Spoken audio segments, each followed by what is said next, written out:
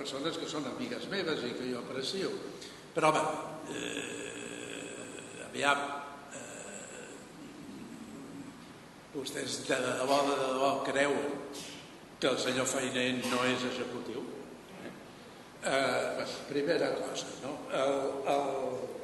La segona qüestió.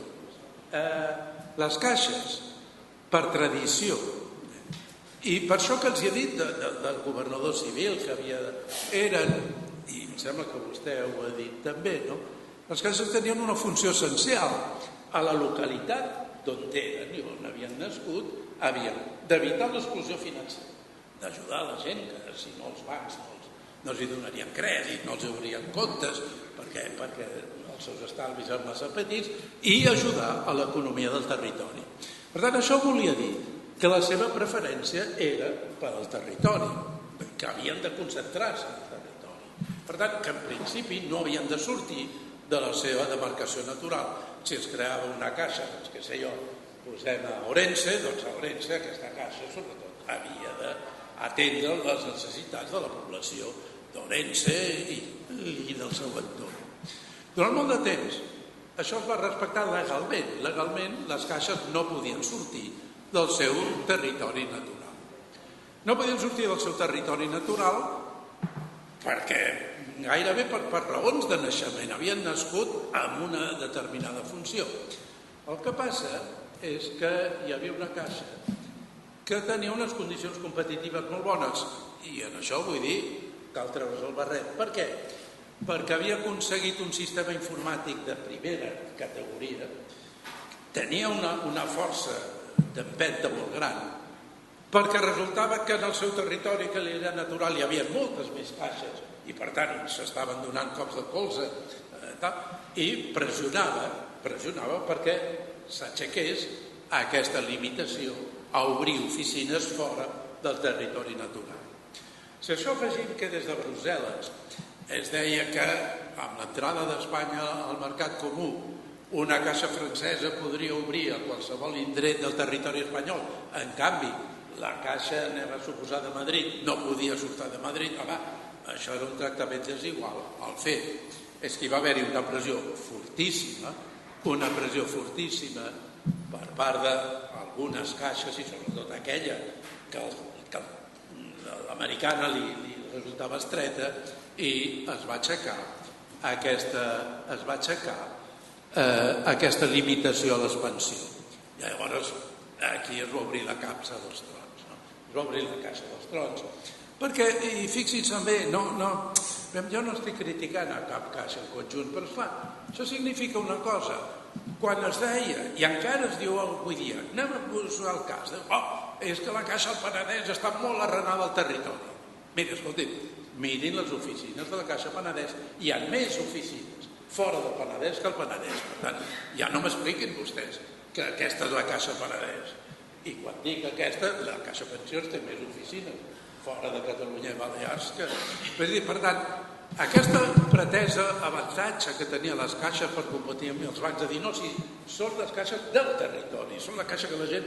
Però això, amb aquesta expansió que es va produir de manera... Jo ja m'estic passant, tu avisa'm, es va produir un fet.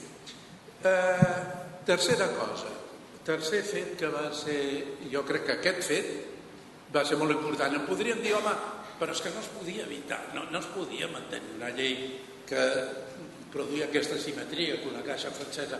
Home, sí, però s'haurien pogut aplicar sistemes, per exemple, el que qualsevol oficina que s'obrís fora de la regió natural, de la província o de la comarca, doncs impliqués un consum de recursos propis suficients perquè es anés amb cura, és a dir, hi havia maneres. No, però, i avui dia, si s'ho miren, si es miren, jo tenia totes les dades aquí, la història és fals quan les caixes diuen és que nosaltres, el gran avantatge respecte als bancs era la identificació amb el territori. Això, jo no dic que per algunes, per la Caixa Pollença, deu ser cert.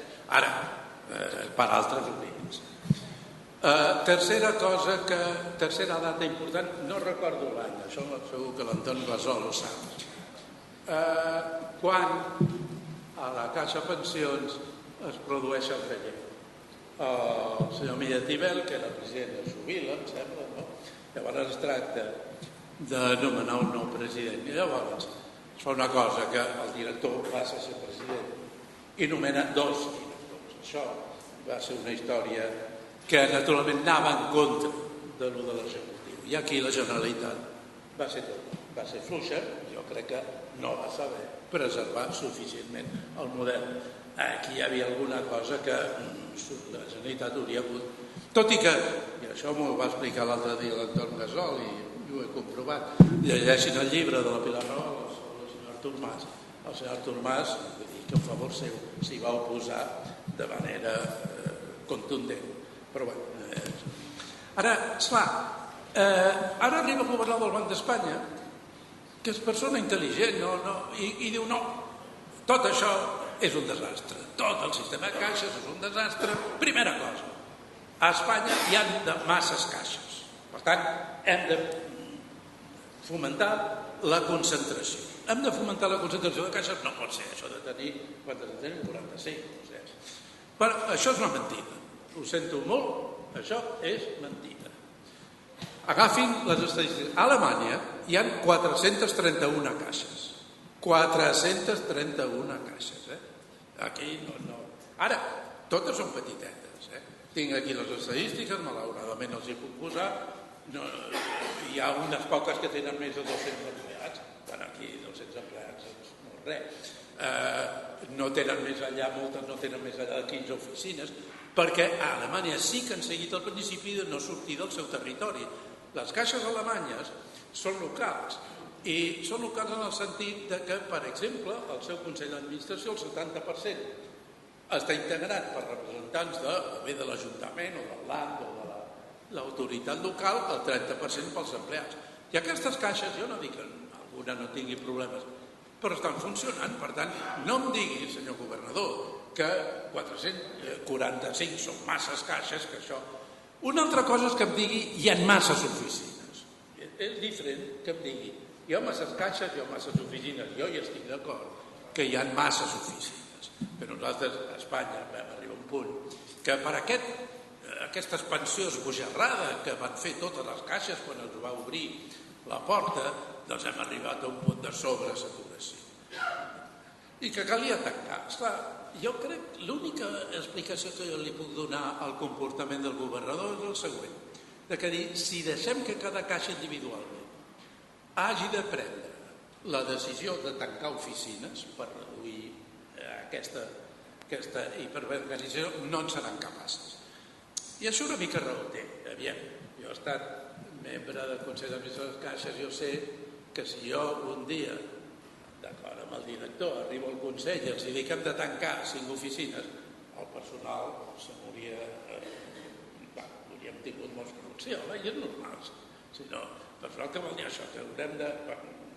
Per tant, em sembla que el que no va confiar el governador és en el poder dels òrgans de decisió de les caixes per emprendre aquesta racionalització. Mentre que, en canvi, a base de provocar fusions, en el moment en què es fusiona, anem a suposar la Caixa Sabadell amb la de Terrassa, s'han fusionat, clar, home, si 2 oficines estan a 20 metres, ningú pot discutir que una de les dues s'ha de tancar, no. Per tant, ni el personal ni els sindicats i tal protestaran i intentaran que les condicions d'acomiadament siguin les millors possibles, és normal que sigui així. Per tant, s'hauria pogut fer d'una altra manera. És a dir, aquí el senyor governador no diu del cert del tot. Tercera cosa. El senyor governador diu una altra cosa,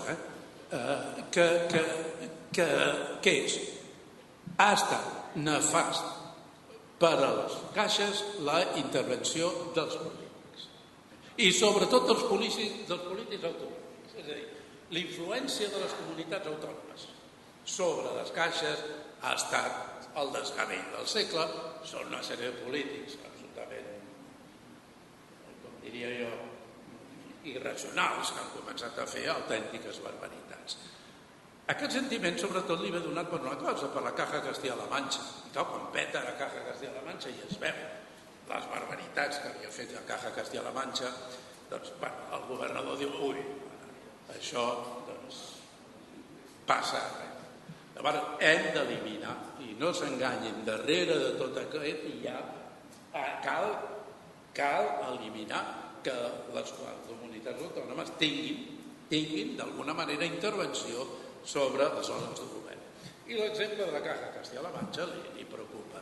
I no se n'adona que potser sí que a Espanya hi havia caixes, i ara no donaré noms, on hi havia hagut una influència d'uns polítics en certa mesura irresponsables i en certa mesura sense la racionalitat que ha de tenir el gestor d'una entitat financera. Però d'aquí a generalitzar i dir totes les caixes on els polítics hi poden ficar-hi cullerada, polítics autonòmics, perquè sembla que els polítics estatals això estan fora de pecat, doncs cal corregir-ho. S'oblida d'un exemple importantíssim, les 3 caixes basques. Jo tinc aquí, i em sap greu no ensenyar-ho, no? Tenen 20 minuts, però continuï. On pruebas de test de les entitats financieras espanyoles. Quines són les 5 entitats que les proves de test i que internacionalment es consideren més sanejades a Espanya? Doncs la Banca Marc, que és la primera, que té un coeficient de garantia brutal, és una banca petita, però... Bueno. Segona, la BBK, la Bilbao Vizcaya Kutxa. Tercera, la Kutxa de Sant Sebastià. Després el Banc de Santander i després el BBVA. Per tant, entre les 5 entitats espanyoles, les més sanejades, hi ha la Bilbao Vizcaya i hi ha la Kutxa. Tenen uns coeficients de garantia que ja voldrien un 14% de la BBK. No? Vull dir, però és que és més, aquestes 3 caixes basques tenen unes característiques molt importants. Primer, han seguit el model alemany. Fixin-se, també tinc aquí les dades. Si miren el nombre d'oficines que cadascuna d'elles té, són les següents. Estic parlant del 2010. La BBK, com vostès saben, és la Caja de Bilbao Vizcaya. Perdó, no els hi he dit. Al País Basc no hi ha més que 3 caixes. Una de la Diputació Foral de Vizcaya, una de la Diputació Foral de Guipúzcoa, una de la Diputació Foral d'Àlava, que és el model alemany. És exactament el model alemany. Doncs bé, la BBK té 238 oficines a Vizcaya, 2 a Guipúzcoa, 3 a Àlava i 169 a la resta d'Espanya. És a dir, pràcticament no ha obert ni ha entrat ni a Àlava ni a Guipúzcoa.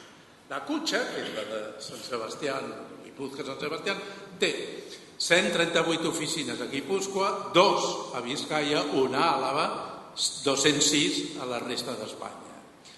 La Caixa Vital, que és la de Vitòria-Àlava, té 96 oficines a Àlava, 0 a Guipúzcoa, 0 a Vizcaya, 34 a la resta d'Espanya. Si hi ha caixes polititzades a Espanya, més polititzades que les 3 basques no n'hi ha. És a dir, on més pes tinguin els polítics, on més intervenció tinguin els polítics, li asseguro que no en trobaran d'altres. Per què? Perquè depenen molt directament, com les entitats fundadores són les pròpies diputacions, doncs són absolutament instruments. Tenen l'avantatge que gestionen la tresoreria de les diputacions. No vull ara entrar que no tenen immobiliari, en fi, hi ha moltes més coses. Ara, és fals, per tant, el que diu el governador. Dir, on hi ha influència dels polítics autònoms, continuen els bascos. I és que els polítics bascos, és a dir, el problema no és la influència dels polítics autonòmics o no, més igual. No és la influència dels polítics, és la influència dels polítics dolents. Vull dir, que és molt diferent. Clar que és dolent tenir un director boig, clar que és diferent, però és la influència dels polítics dolents. I els bascos, i aquí ens hem de treure, no va dir la boina més que el barret, doncs els bascos han sabut una cosa, els polítics bascos han tingut un encert. Els gestors que han posat al front de les 3 caixes han estat sempre professionals de gran categoria i, a més, els hi han deixat les mans lliures i han procurat no destorbar la seva feina.